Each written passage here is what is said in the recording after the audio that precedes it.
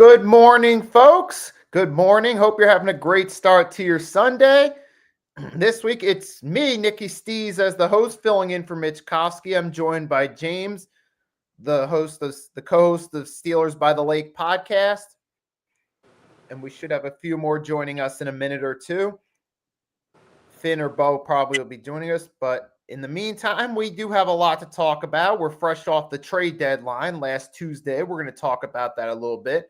We'll have a few fun trivia facts, and then we'll preview Week 10 a little bit. So without any further ado, we'll start this thing off. If we get a few more joining us, we'll just find a way to incorporate them into it. So let's start this off. James, how are you doing this morning? Doing fantastic, brother. How about you? I'm great. It's an honor to be here and host, and we got Big C's about to pop in just a minute. Whenever you're ready. Big C, good morning. Welcome. Thanks for joining us. Yeah. All right, so we're just about to get started. We're going to talk about the trade deadline a little bit. We're going to start off, go around. First question is, what was the best trade at the trade deadline? If anyone wants to take it first, go right ahead.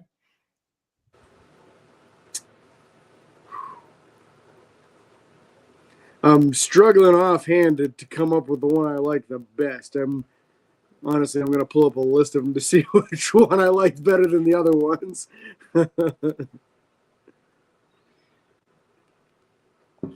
Yes, and right, there were several trades that are interesting, including players leaving former teams, going to new teams.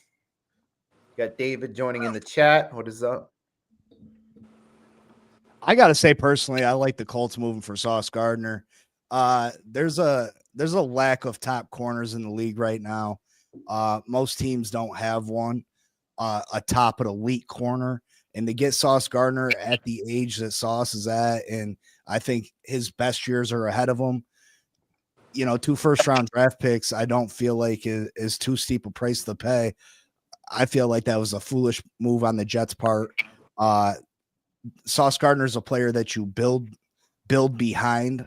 I could understand if he was 28, 29, even 27 years old, 2-3 years from now, when you're ready to compete, he's a 30-year-old corner. I'd get it. But was Sauce 23 years old? You don't move off a corner at 23 years old that you just invested a top 10 pick in just a few short years ago to, one of those picks you're going to have to replace Sauce with anyway. So you get one, and these are going to be late round draft picks probably. The Colts look like they're going to be a Super Bowl contending team. So you get a early second, late first for, Sauce Gardner. Come on. Yeah, I agree with him on that one. It's a crapshoot in the NFL draft, right? As much as there's guys that study this for a living, that's all they do. They watch the film. They try to figure out who's going to work in the league. You could take cornerbacks with those first-round picks with both of them and miss on both, and you still don't have a guy as good as what you had with Sauce. So I agree with you completely on that. Quinnen Williams, to me, was a huge trade, too. Just the Jets, obviously, just having a big-ass fire sale there, just trying to get rid of everything they can for as many assets as possible. But Quinnen, I'll tell you, watching him firsthand this season, he is a destructive dude, man. Like, everything that he does doesn't always show up in the stat column. He's almost unblockable in one-on-one, and he doesn't get a whole lot of sacks and quarterback pressures, but you can't run his direction in the run game. Like, that side is shut down, and he will get some pressure just by collapsing the pocket, just so much stronger than pretty much every offensive lineman he's going up against. So you have to figure, like, that's kind of what the Cowboys were looking for all along, was trying to find somebody that can stop the run. Well, there he is. That's somebody who can definitely stop the run. Yeah, if you're going to go all in with it. Sorry, go ahead. Oh, you can finish up. I didn't realize you were going to say something. I was going to say, Breece Hall is probably the one you should have probably traded first and foremost. I mean, because running backs are a dime a dozen. You see multiple teams using running back by committee. Breece Hall should have been the first one out the door. And then if you're going to trade those guys, you might as well have traded Garrett Wilson too. You know what I mean? Even though I like Garrett Wilson, I think that kid has a lot of potential. If you're trading those two guys, why just everything, strip it bare. Yeah. Yeah, it's at what point in time, where are they drawing the line? What do they think they actually have for assets? I guess maybe they just figure they don't need a defense and they can try and build an offense and see if they can be like the Bengals, but that isn't working out too well for the Bengals. All right, and I was thinking about it. You stole mine there by talking with the Sauce Gardner one, so I'm going to switch it up, present a different point of view, and go Rashid Shaheed to the Seahawks. Which is the one similar thing it does have to Sauce Gardner is you get a player who would experience some individual success but was stuck in a terrible team situation. Now he gets to go to a new team where actually now maybe he's not going to have the same stat line yet with the Saints, but he goes to a better team and has a better shot at winning. And for Seattle, that's just one more weapon in an offense. You already got Jackson Smith, Cooper Kupp, AJ Barner. Now you're adding Rashid Shaheed. That's great for the Seahawks. Now you just add one more threat to the passing game. It's great for Shaheed. You get out of New Orleans, you get a fresh start, go to a team that's in contention. And plus, for Seattle, you need all the weapons you can get because you're in that loaded NFC West, competing with the 49ers and the Rams in that division, especially for a home playoff game or even a wild card spot. It's not going to be easy, as their record may indicate, because of the division they're in. So I give the Seahawks props for going all in, getting another weapon, especially for those key games. Because you already got a pretty good defense. You're already pretty loaded there. You just add one more weapon that could help in the passing game, make it tougher for other teams' corners, particularly in those key games against other NFC foes or even divisional foes. So I like this pickup. This has potential to help the Seahawks. Just matter of how it works. And plus, with Sam Darnold, he's shown the last couple of years when he has the right team around him, he can accurately throw the deep ball in right situations. So this helps too. We've seen Shaheed in New Orleans. One of the few highlights of that offense was sometimes his ability in the deep ball in recent years. So it's a good idea for the Seahawks. Now we just got to wait and see how it works out. I got a question for you guys on this Jaelan Phillips trade. Big C, did you feel like a third-round pick was enough compensation for a star pass rusher like that? And once you're done, Nikki, do you think he's going to go right into the starting lineup? Well, first and foremost, you're using the word star very, very loosely. To be honest, I thought we were going to get a fourth at best for Jaelan Phillips, considering his injury history. This is a guy that we took in the first round of the NFL draft, and he's never had 10 sacks in a season. He hasn't finished the last 2 years. He medically retired from college football at one point. He just never lived up to the height. Was I a fan of his? Absolutely. I'm not a fan of how he's acted since he's been traded, where, oh, this is the greatest thing that's ever happened in my life. Like, give me a break, bro. Like, don't act like you were lighting the world on fire. There's 2 games that Jaelan Phillips individually cost us this year by not being able to finish the sack. You know what I mean? So pump your brakes, hold your horses. Like I said, never 10 sacks in a season. I think he can. He's got great potential. He's got one of the highest pressure rates this season in the NFL. He just doesn't finish it off. I think with Philly, when you got a bunch of other people to worry about, he can be sneaky good for them.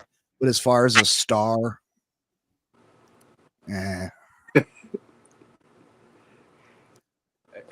So, yeah, and as Big C said, the star one, yeah, that's a little bit of a reach. Now, does Jaelan Phillips have talent? Of course he does. Absolutely. When he's on the field, he can help out. but there's also the injury history, which is where actually this ties into his situation with Phil. He's going to be used more. I see him more as a rotational piece, that you're not going to rely on him every single play. Now, fortunately, though, the Eagles already have some guys in the linebacker room, Zach Bond being the leader of that. So that works out perfectly with Phillips being more of a rotational piece. And plus, with Fangio and Phillips have rapport with each other from Fangio's time in Miami. So there's at least a connection. And as far as Phillips being one of the better pieces of Miami's defense, when he's on the field, that's true. But also when you see the way their defense has looked in recent years, that's a bit of a stretch to say that he's one of the best pieces. Because I disagree. I don't think he's going to be a rotational piece for Philadelphia because the guy's an athletic freak. He's built like a Greek god. He's going to be more gifted than any other piece you're going to be able to put on the field. So he's going to get each and every opportunity to be a full-time participant for the Philadelphia Eagles. It's just about him finishing the play. Like I think like he could come in for you guys, and don't get me wrong, he'd come in and have a 20 sack season for you guys. Obviously not this year. The season's half over. But if you guys were to re-sign him at the end of the year, he has the ability to have a 20 sack season. He just never, he's never lived up to that hype. You know what I mean? But he is an athletic freak. He drops back in coverage. I mean, he was probably the Dolphins' best. They use a lot of their pass rushers in coverage, which I think is absolutely asinine. You got these guys dropping back in coverage 30-40% of the plays. How are they really getting after the quarterback? Are you giving them a real opportunity to put up huge sack numbers? You know what I mean? He was their best linebacker in coverage. But I think he's going to be given an opportunity to be the full-time starter in Philly. And what they'll also see about it, I mean, for now, it looks like at first it came across as him being a rotational piece because you got Alston Reeves, whatever his name is on the Giants, I can't pronounce it. He's on IR, and they're looking for a guy to replace. Now, maybe this is kind of to also a prove it type deal this season, and then see if we could re-sign him in the long term. Now, do I expect him to be tomorrow used? He'll probably be in and out tomorrow just to ease him into the lineup a little bit, get him adjusted. But we'll have to wait, Then we'll see as far as the rest of the season goes along. Maybe he comes in, could be a difference maker, maybe not. Now, I think out of the three guys we got, I see Alexander being used the least. I could see Michael Carter III being more used, kind of replace that Adoree Jackson, Keely Ringo spot. And plus, they got him a week in advance. He's had time to practice with the defense and get ready for tomorrow night. And Phillips, they all had this week, so we just got to wait and see. And plus, Raphael brought up a good point. Brandon Graham, there's that too. Yeah. How's he played so far? I haven't caught any of his films. This would be his first game he's played. Oh, okay. So he had a few. Yeah, I think Jaelan Phillips will run circles around all those guys. I wouldn't be surprised if Jaelan Phillips averages a sack a game for the rest of the season. Like, he is one of the top as far as pressure goes. He's at the top of the list this year in pressures on quarterback. He has the ability. He's getting there. He just wasn't able to bring quarterbacks down in clutch moments for us. So, like I said, he is a Greek. He's built like a fucking ton of bricks, bro. Like, perfect comment right there. He looks like Tarzan, plays like Jane. I wouldn't go that far, but I think in this Philadelphia defense where there's a lot of different things coming at you, Vic Fangio knows, like we said, Vic Fangio knows Jaelan Phillips. He obviously liked Jaelan Phillips to bring him back, bring him over to Philadelphia. So I think he knows the best way to use him. Obviously, you're going to use him in definite passing situations, but Jaelan Phillips is more than that you can play him. He can be an everyday player. He does a decent job at setting the edge on the run. He's a good football player. And he can ever just get it all together at one time, he can be one of the best just because he's that physically gifted. But you got to figure he's going to have every opportunity with Philadelphia, because the nice thing when you go to that defensive line is there's so much talent there already. The teams aren't going to be able to focus on you and double team you because they have to worry about everybody else up and down that defensive line, and even the off-ball linebackers having capability of getting after the quarterback too. So, yeah, I think that's one heck of an opportunity for Jalen to be the best version of himself. Not that it wasn't a good opportunity in Miami. He just didn't have as much talent on that defensive line in Miami as he's got there in Philly. Well, Ralph Alba just beat me to it. I don't think Vic Fangio is going to be having him drop back in the coverage like that. Yeah, you're going to be a pass rusher, what you were meant to do, what you're built for. So there's also that, you know what I mean? If you think about him dropping back in the coverage, 20, 30, 40% of the plays, and he's still in the top 5 in pressures on quarterback this year. I mean, that's pretty impressive. Yes, it is. No doubt. All right, and it looks like we said what we're going to say about this. Now, the next question related to the trade deadline. So we're going to move on. Which team do you feel won at the trade deadline?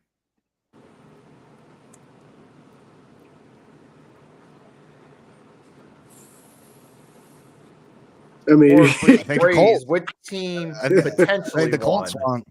Yeah, it's I tough think the Colts won. I mean, the Colts looking like a Super Bowl contending team already, and then you add, like I said, a top 5 corner in the league to, where was their weakness on this team? Corner. That was it. Yeah. And they went and got him. You know what I mean? So I don't see how anybody else you can say anything but Indianapolis. Yeah, I agree with you. There's other teams that definitely help fill some blank spots. I mean, Philly obviously filled in some areas they needed some help there, but not at the level of what Sauce is. That's just that's a dude that was one of the best corners in the league before he came into the league. So it's just a whole different level of corner right there. Like you could go 3 or 4 years in the NFL draft without having a corner as good as him.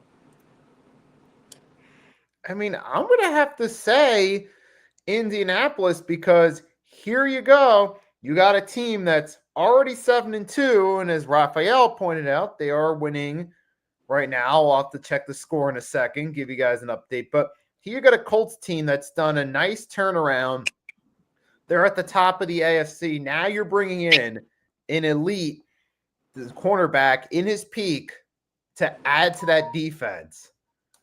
I mean, it's hard to top that right there in terms of immediate value to your defense.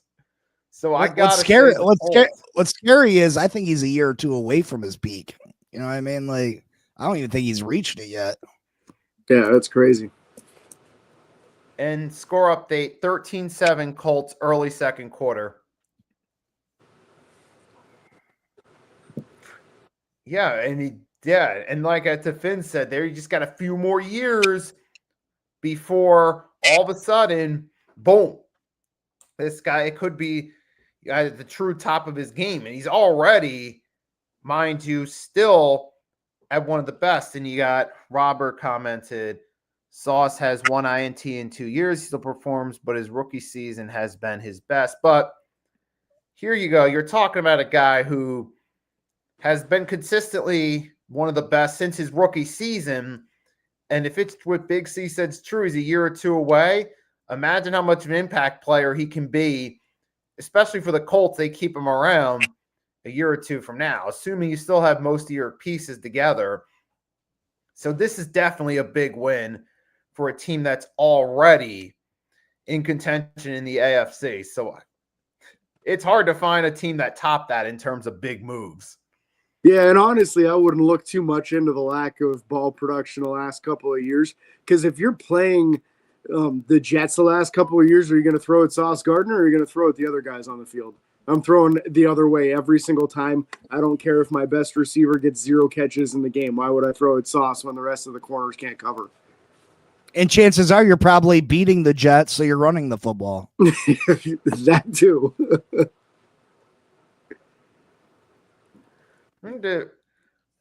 Yeah, that does anyone have anything else they want to say on this? I mean, people don't take into account what it does to your morale as a player playing on a basketball team constantly losing. Do you get up for games? Are you as pumped to be out there? Do you necessarily try your hardest? You know what I mean? Like, Yeah. It's just natural human. You know what I mean? If you're constantly getting your ass kicked, it's just natural not to be in the vibe of the game. You know what I mean? And that will definitely affect your play. All right, so it looks like we're about to round that one out. Now we're going to switch gears. Before we get into week 10, we're going to have a little bit of fun and do a few trivia questions. So shout out to Mitch for putting this together for me. So let's get right into it. We actually have 4 trivia questions. The first one, which quarterback holds the record for the most losses as a starting quarterback in NFL history? Steve DeBerg. Nope. I'm trying to think who played for forever but had a mediocre career. Most losses as a quarterback in NFL history. Don't be looking it up in the chat neither. Don't be cheating. Yeah. Don't do that on us.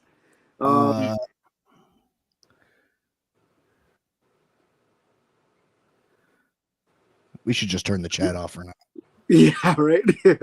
I'm trying to think who was good but got stuck on a bad team for a long time. Most losses in NFL history as a starting quarterback, you said? Yes. So it's a journeyman who played for a long time. It's a journeyman. Was it Vinny Testaverde? Yes, it was.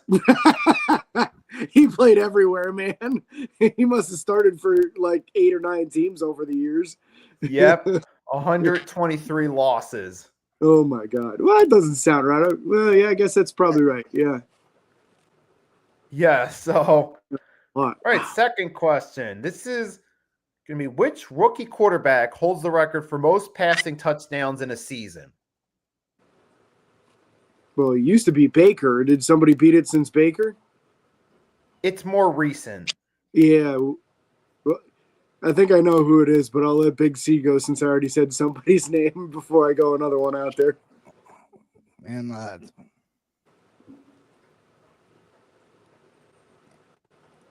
I don't know.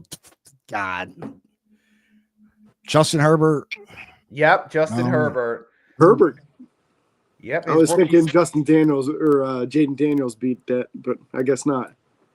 31 his 31. rookie season.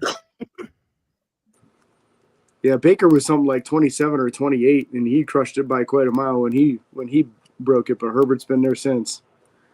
Right, and that's interesting because now the next question actually is related to touchdown passes. But so it's going to be who holds the NFL record for most career passing touchdowns thrown by a non-quarterback?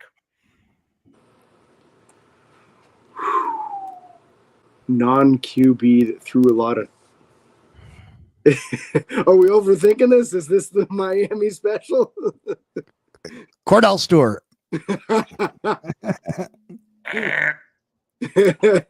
I mean, technically, he wasn't a quarterback when he came out. Or was it Ronnie Brown that was running the Wildcat for the Dolphins for those years? Did he throw enough of them? Not Apparently, him. someone threw more. Tyson Hill. Oh, there was a punter that threw a lot of touchdowns. Man, that's probably not it, though. He completed some passes. I don't know if he threw a lot of touchdowns. It's not a punter. Fair. What position they play? Running back.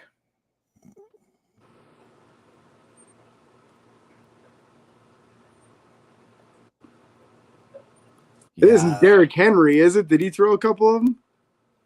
It's not Derrick Henry. Austin Eckler. No. Yeah, I don't know. We give up. Yeah, go ahead. What's the answer on this one? LaDainian Tomlinson. LT, shoot. we probably could have got to that one. Now this is going to be the final one, and that's which Super Bowl featured no touchdowns by either team's offense?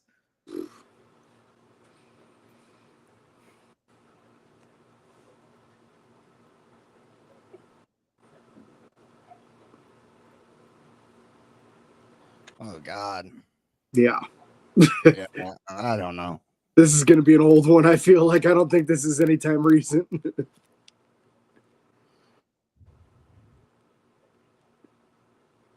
Yeah, I don't know. I don't have a good guess on this at all.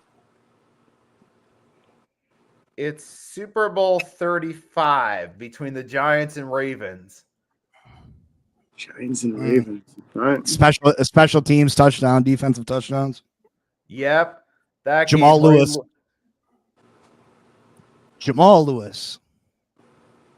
Yep, Ray Lewis was the MVP. Kerry Collins was the runner-up MVP for the Ravens. Trent Dilfer blew the opportunity for it to be a bigger blowout with some horrible throws. That one. That sounds like his career. Yep. Now, that being said, we had a little bit of fun with the trivia. Now we're going to switch gears and start talking about week 10. Mitch has for the game of the week the Steelers versus the Chargers. I mean, it should be a good one, and it's a really important one for both teams because both of them could be sitting in a situation where they're vying for a wild card spot late in the season. So definitely getting that head-to-head win is extremely important today. I'm trying to look through to see if there's anything else that jumps out as a more important one. Patriots-Buccaneers is a pretty big game. That could have some real serious ramifications for who's running for top teams in each conference.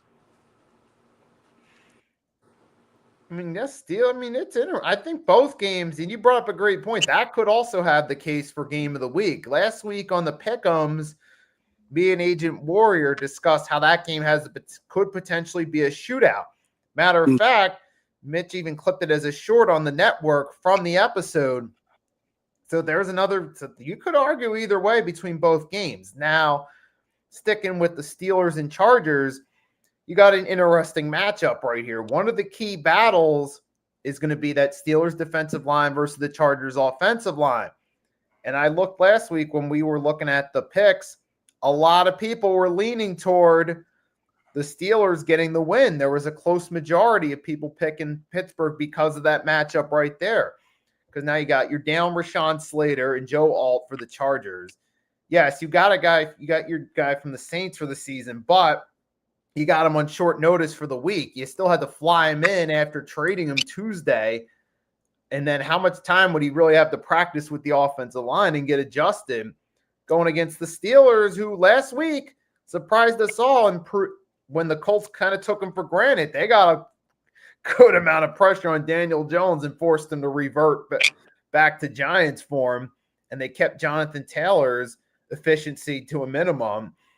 So if they can do that there, considering the Chargers struggled last week against the Titans and Justin Herbert had to be more of a mobile quarterback, even running the tush push a few times, because that's the one thing people forget about.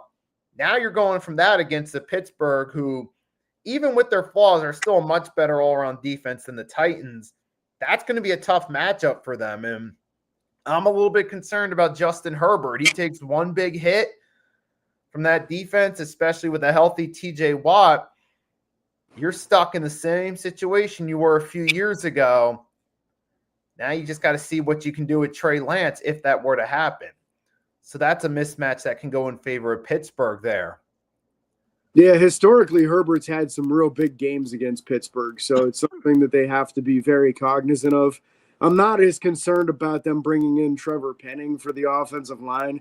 When he came into the league, he was an offensive tackle, and honestly, his worst tape in the NFL as an offensive tackle, which is why he kicked inside and started playing guard.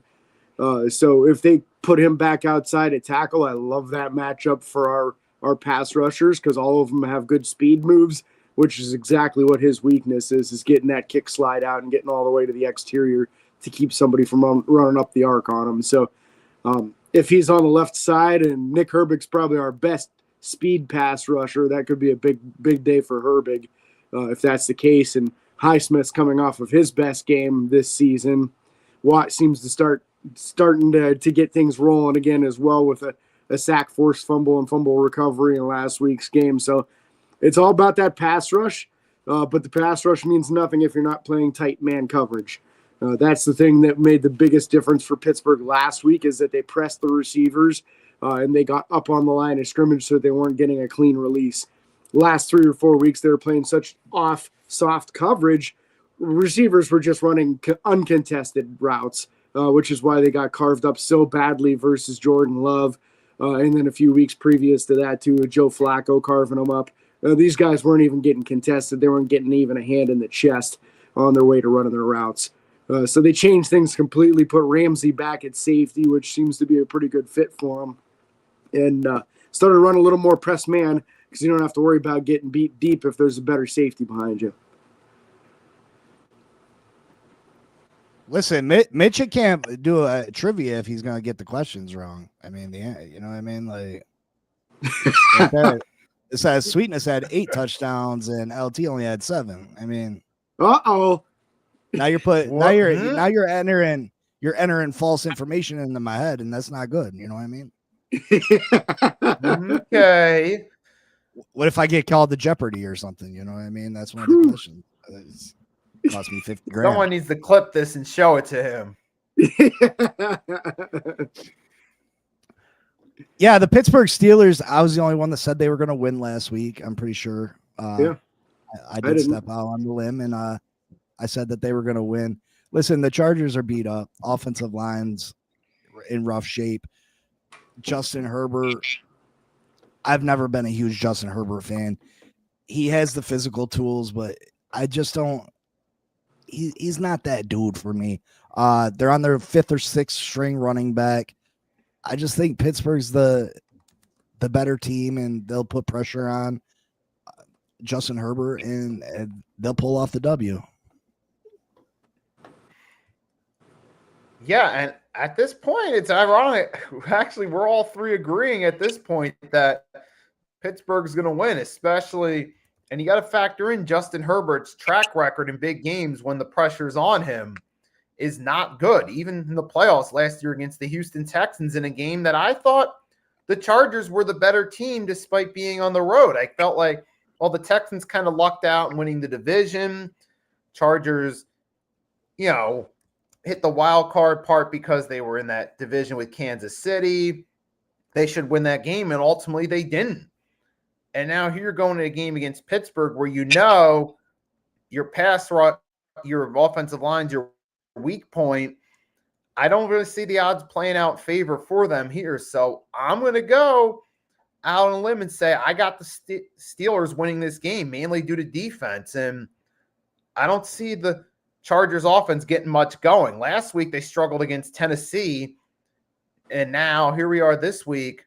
You're going against the Pittsburgh Steelers, who are better all-around defense, who we know they love to wait till their back's against the wall to show up. I like this matchup for Pittsburgh here, and I'm going to take them on this one. So that's that right there. Could it be an interesting game? Yes. And what's at stake?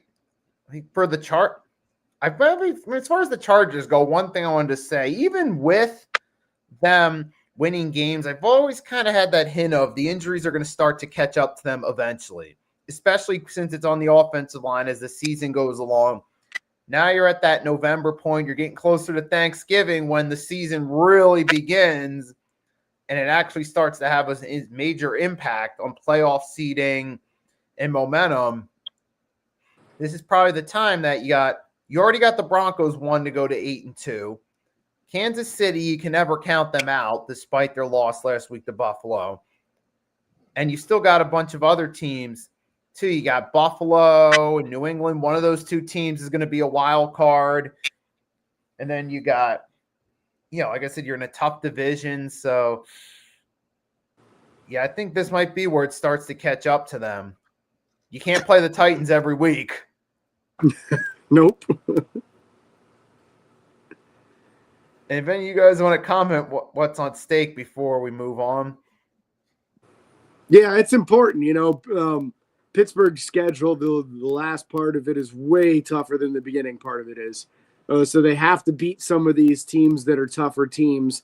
Last week was a good start, but they have to start putting a few of them back to back for people to take them serious. So today needs to be a day that they don't just win, but they win by like 10 or 13 or something like that, just to put a statement out there that they're actually legitimate this year.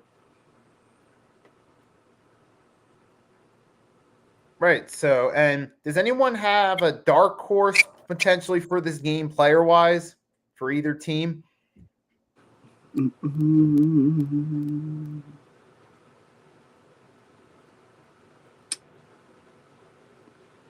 I'd say look out for the interior pass rush for Pittsburgh. With all of these moving parts, the Chargers have been highly susceptible to twists and stunts. They're just not passing them off very well. So this could be a game Derek Harmon makes a big splash for Pittsburgh.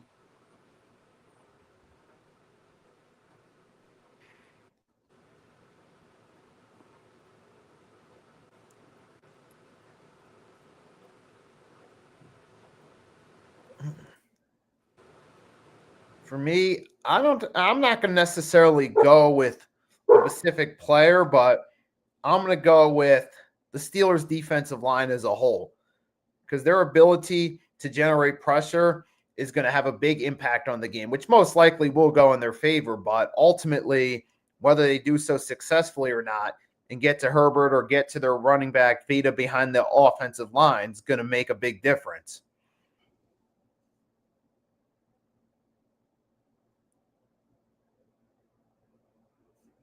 And if no one has anything else to say, last thing we're going to say about that game is last question is, who's likely to be the player of the game? Well, I think James already kind of covered it. Yeah, honestly, as much as my dark horse was Derek Harmon, I think Nick Herbig would get the player of the game today.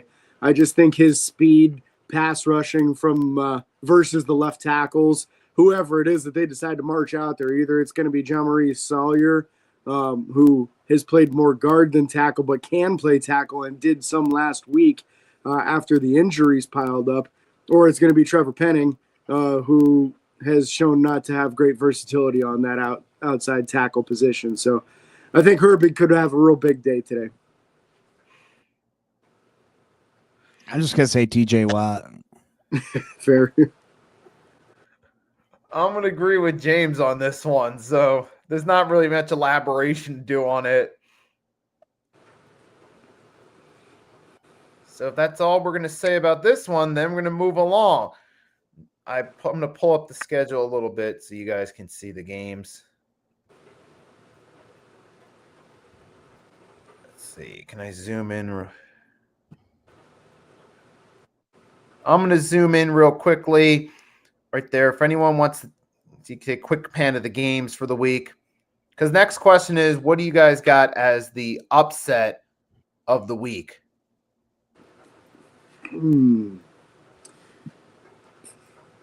Upset of the week. If you guys need a few more seconds to look, go right ahead.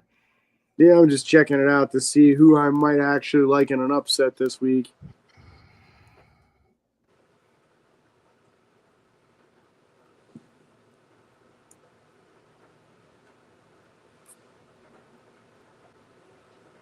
But I really don't like any of the underdogs this week at all. I'm going to be honest with you.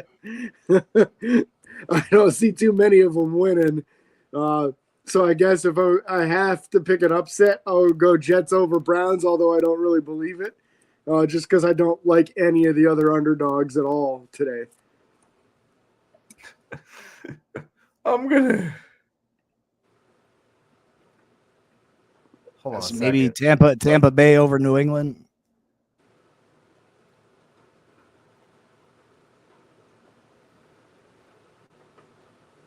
Well, I'm trying to figure out how I can. All right, there we go. And this one, it's kind of a tough one. Like, I don't really know if there's any underdogs that catch my eye. Maybe New Orleans because it's a division rivalry game, maybe, but that's the only reason why. That's kind of baseless there. I can't, or maybe the Jets over the Browns. I guess I could see the Vikings pulling one off against the Ravens just because their offense can be pretty potent sometimes. And the Ravens defense has been struggling quite a bit this year, but I still kind of figure the Ravens will win the game. I could see the Vikings possibly pulling it off. Oh, that's another good one too. Now that you mentioned it, especially with that defense. Mm-hmm. And now we go from potential upset of the week to lock of the week. Buffalo over Miami. At least you're honest. I respect that. I'll take the Lions over the Commanders. I think the Commanders are completely falling apart, especially with Jaden Daniels out now. Yep. And I'll go with the Bears over the Giants because at this point, the spark you've had in terms of trying to win games is lost at this point, and yeah, it's not going to go well for the Giants. Let's put it that way. So the schedule effect is over. Yep. Definitely. So I'm going to close this thing out. If you guys want to give some of your predictions, go right ahead. If you Are we going through the pick'ems still? we're kind of just, I'll switch to the pick'ems tab, make it a little bit easier. Okay. Hold on 1 sec. There. Oh, wait. Oops. Sorry. Hold on a second. Nope. All right. Here we go. 1 second. And we'll go game by game. So we're skipping Thursday night. That game's in lockup. Falcons are up by 1, but there's still plenty of time. So we're going to start this off with the 1 o'clock games, Bears and Giants. Yeah, got to go Bears. Got to go Bears. Like you said, I don't think there's anything left for the Giants at this point. They might squeak 1 or 2 wins out, but I don't see them beating the Bears. Yeah, I got the Bears. All right, so that's going to be unanimous. I think this next one, we're all unanimous, Bills and Dolphins. Yeah. All right, moving right along. This one, Ravens, Vikings. I'm gonna take the Ravens, even though I'm cheering for the Vikings in this one, obviously, to beat a division rival here. I think the Baltimore is starting to get in a groove, which is scary for anybody playing them. Yeah, I'm gonna have to. Yeah, I'm starting to think that they're getting in that groove too. But the Vikings, I mean, I could see the Vikings winning this one too, but. I mean, they did beat Detroit last week, but that could have been also just a 1 week deal. So I'm kind of curious. I'm going to go with the Ravens in this one, but I think this could be a toss-up. Don't be surprised. Yeah, I mean, Lamar Jackson's 24-3 all time against NFC teams. Brian Flores has had success against Lamar Jackson back when he was the Dolphins head coach. He dominated Lamar Jackson in a Thursday night game, I think it was, where we just zero blitzed the shit out of him, and Lamar Jackson had no answers. I don't think they go that route today, but this game gets me. This game could go either way, but I got to go with the Ravens also. Ready? Now, next game we got cue the tanks, Browns and Jets. Gonna have a 3-2 victory for the Browns on this one. No, I think the Browns will probably score a lot of points because the Jets don't have anybody left on defense. So I think this is an easy one for Cleveland today. Right. Good for Dylan Gabriel. Get his confidence up. Not so good for Shador because he ain't gonna get on the field if Dylan keeps winning. Yeah, I go with the Browns too. Yeah, same here. Because at least the Browns, as bad as they are, have some talent on offense, and against that defense, good opportunity for them to stat pad. So I guess we're going unanimous. Moving right along, the Tom Brady Bowl between the Buccaneers and Patriots.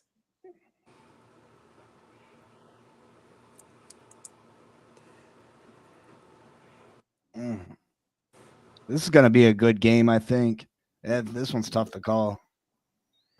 I'm going to go Patriots on this one. I think that the injuries are catching up to Tampa Bay, and it's only a matter of time before they start breaking off a few losses here. So I think New England's a healthier team, should get the win today, I think. Now that you mentioned that Tampa's dealing with injuries, that does leave it open for error, though. But now Tampa Bay is the better, has more experience in these type of games. They're the better all-around team in this situations. So I'm gonna go with Tampa in this one, but it could be a close matchup, though. I think this is a good opportunity for New England to at least go against a good team and at least put up a good fight. Yeah, I gotta go Tampa too, I think.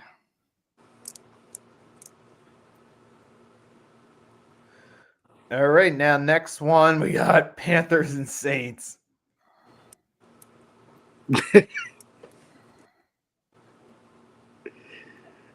Could be an ugly one in my opinion. This is one of those last man out, turn the light out on the way out.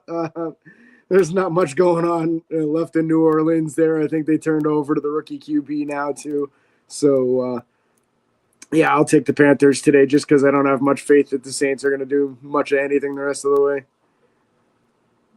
Yeah, I go with the Panthers just strictly on Rico. He's been running the ball like a man possessed. He is a very talented back. I gotta go with the Panthers. Yeah, with hey, and like great point, because with Rico Dowdle, it's just one of those. Sometimes you got to find the right team situations, and he's done that with the Panthers. So, long story short, I'll go with the Panthers in this one.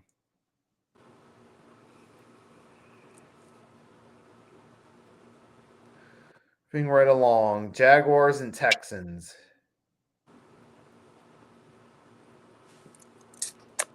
I'm hearing no CJ Stroud out. Right? Yeah, CJ Stroud out with that concussion, so I think that makes it a lot easier for the Jags today, and I'll take the Jags to win it. Yep, I'm going Jags. Me too. I had Houston till I seen CJ was out. Yeah. Yep. Now, here we go. Seahawks Cardinals. Now, it'll at least be a competitive matchup, but I got the Seahawks winning because they're the more complete team. Yeah, I feel like the Seahawks are sneaky good this year, so I'm not going to underestimate them the rest of the way and just assume that they'll be able to take care of teams that aren't very good like the Cardinals. I agree. All right, we're all going with the Seahawks on that one. Moving right along now, this one, Niners versus Rams. Niners already beat them once. There's first place on the line. Rams have the better all-around roster on paper, but remember, the Niners always have their number in the regular season. I guess it's time for a change then. I'm taking the Rams today over the Niners. I don't know who the heck is left in San Fran. There's a lot of injuries going on there this year as well, which seems to be it's like every 2 out of 3 years, half their team's on the IR. So I'll take the Rams as the healthier team. Yeah, no Nick Bosa, no Fred Warner. I mean, I think the Rams are the superior football team regardless. Matthew Stafford versus Mac Jones. I mean, I think it's an easy choice. Yeah, at this point, now that I think about it, I'm going to go with the Rams on this one. It is unanimous. I think this is finally the time. They get their biggest win against the Niners since the 21 conference championship. Now moving on to the next one.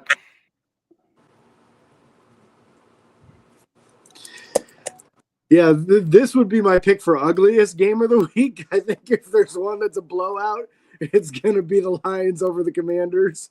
So it could be an easy 20-plus point victory, I think, today. Yeah, I'm going with the Lions in this one for sure. Yeah, the Lions disappointed me last week. I ain't gonna lie, but there's just too many. Daniels being out for Washington. That's a big hit. I think Detroit comes out motivated to show that last week was a fluke and they're a better team than what they performed last week. Yeah, I'm going with the Lions in this one, especially if the Commanders down so many players. It's an easy win for the Lions.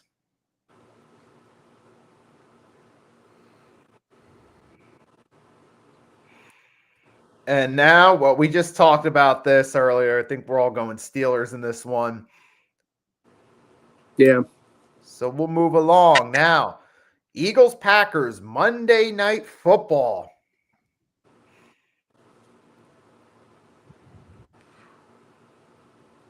I'm going with the Eagles. The Packers continue to play. They're just not consistent. Not consistent at all. Last week, they absolutely hurt my pockets. I had them in so many of my bets, thinking that they were a sure thing against the Panthers, right? Yep. The Panthers aren't a good football team, and people want to talk about the Packers being one of the few teams that have a real opportunity to go to the Super Bowl out the NFC, yet they lose to the Browns, yet they lose to the Panthers. They just, I can't trust them. And Philadelphia is one of the better teams in the league, so.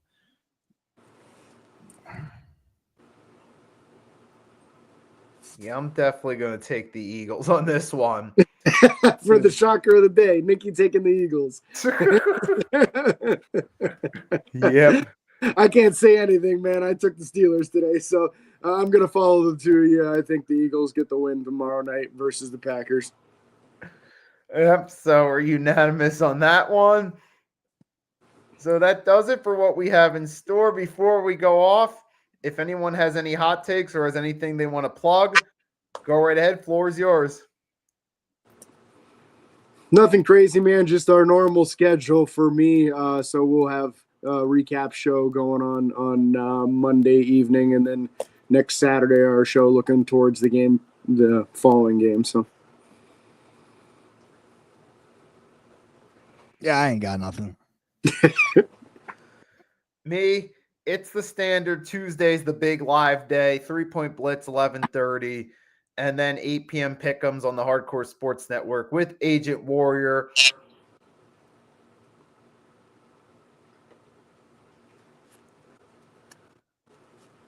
So with that being said, James, Big C, thanks for joining me on this episode. It was an honor to host. David, Raphael, thanks for your support in the chat. Alexander as well. Appreciate your guys' support. We're the reason we always get to do this. So with that being said, let's just strap up. Enjoy week 10 on Down By Me this rainy day. I don't know about you guys, but it's a great day to have rain on a Sunday where you can just sit back, enjoy football, and not feel guilty about it. So with that being said, guys, for your host for this week, Nikki Stees, James, Big C, have a great Sunday. Enjoy the football, and we'll catch y'all later. Peace.